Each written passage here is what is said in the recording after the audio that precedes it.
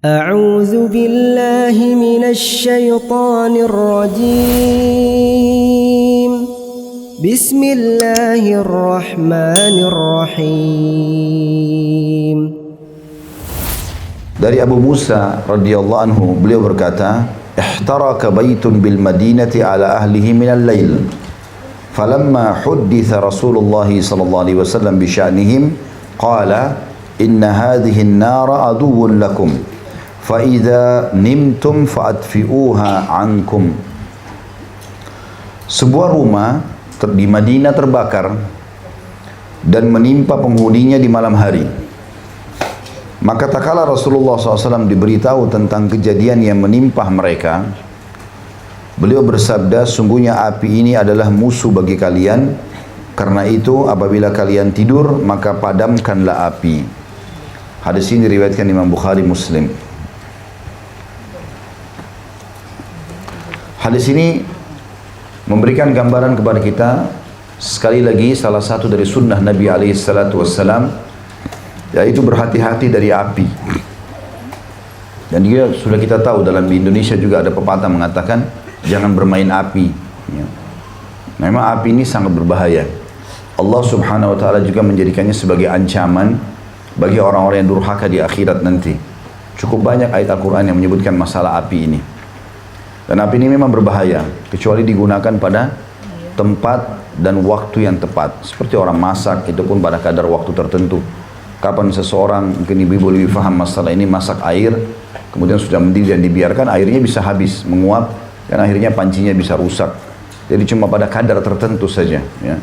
Atau mungkin di musim dingin yang sangat, salju misalnya, kemudian dihangatkan dengan ada api unggun, mungkin. Ya.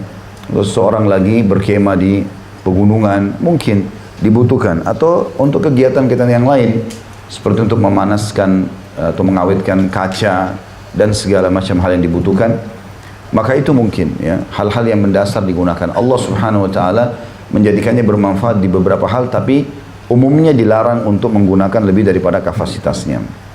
Di antara hal yang ditekankan dalam hadis ini adalah tidak bolehnya seseorang membiarkan api menyala di rumahnya di malam hari tanpa dia memperhatikan kebutuhannya.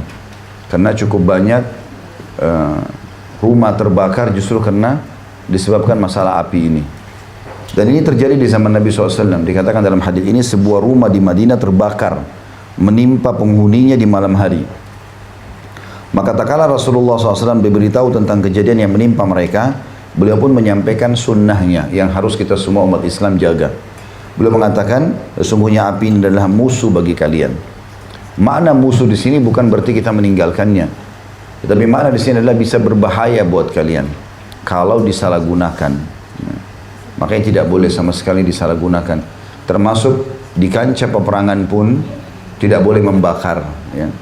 Sebagaimana wasiat Nabi SAW kepada pasukan beliau, dan janganlah kalian membunuh anak-anak, perempuan, orang tua, orang yang menyerah, jangan rusak fasilitas umum, dan jangan membakar. Karena yang boleh membakar hanya pemilik api itu, maksudnya Allah Subhanahu Wa Taala. Maka ini pun tidak boleh disalahgunakan, walaupun kita sangat jengkel sama seseorang, nggak boleh. Beda kalau orang menggunakan untuk masak misalnya, karena memang itu dibolehkan dalam syariat. Para sahabat, para tabi'in, Nabi SAW menggunakan itu untuk masak. Tapi selain daripada ini tidak boleh, termasuk tidak boleh digunakan untuk menyiksa hewan. Ya.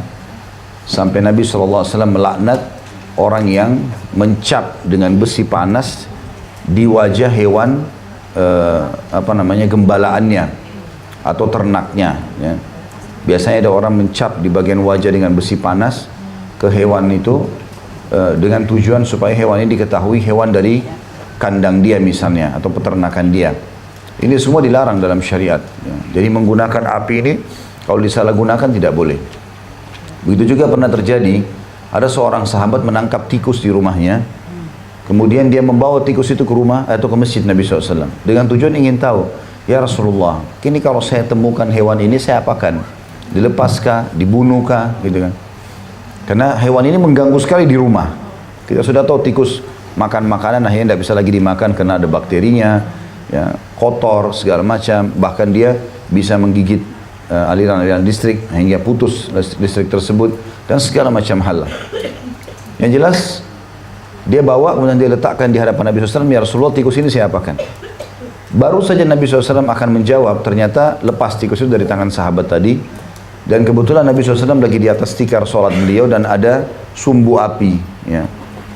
Jadi ada minyak zaman dulu, lalu ada sumbunya. Zaman dulu orang penerangannya seperti itu.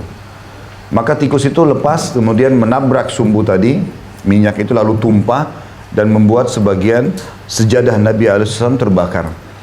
Maka kata Nabi SAW, begitulah cara syaitan membakar rumah-rumah kalian.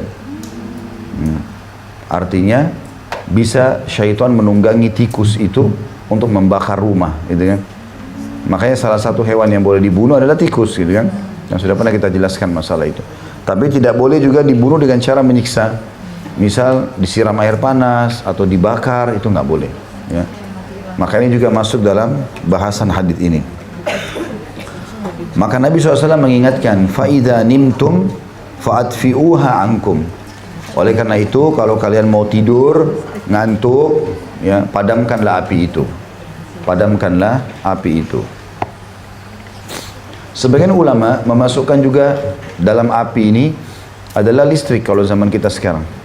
Listrik masuk di dalamnya. Jadi termasuk sunnah Nabi SAW adalah memadamkan lampu di malam hari yang tidak diperlukan, ya. Walaupun di waktu aktivitas seperti sekarang silahkan gunakan. Tetapi di malam hari, dan kita juga tahu secara medis mata itu maksimal dalam istirahat kalau lampu dipadamkan. Sedikit ada cahaya saja, maka sudah cukup mengurangi waktu istirahatnya mata. Ya. Biasanya tidak maksimal, tapi kalau dipadamkan semua lampu, maka itu akan maksimal.